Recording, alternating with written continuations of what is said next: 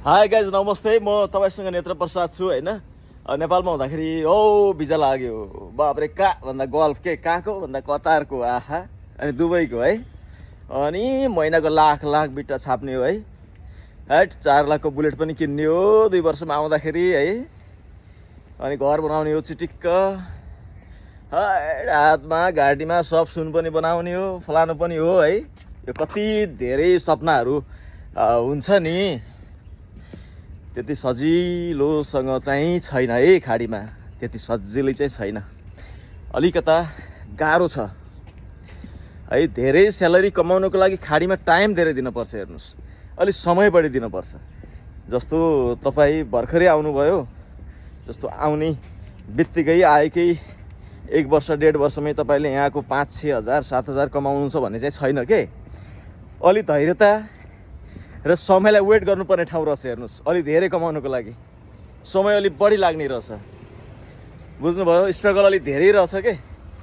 त्यसै बिचमा टिक्न सक्नेहरू खाडी टिक्यो, टिक्न नसक्नेहरू चाहिँ खाडी छोड्छ, नेपाल जान्छ। नेपालदेखि फेरि Malaysia, Qatar, Saudi, Oman, Bahrain कता कता निस्किने हो।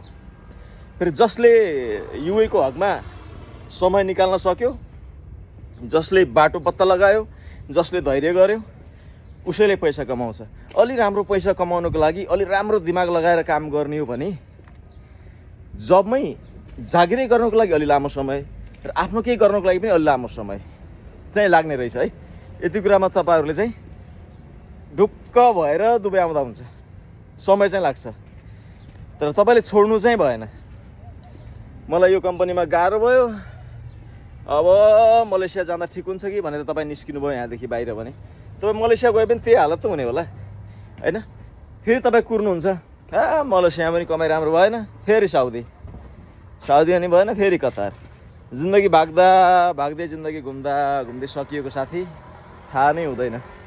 खुसी, माया, परिवार, साथी सङ्गी सबै बर्बाद हुन्छ। सबै कहाँ जान्छ।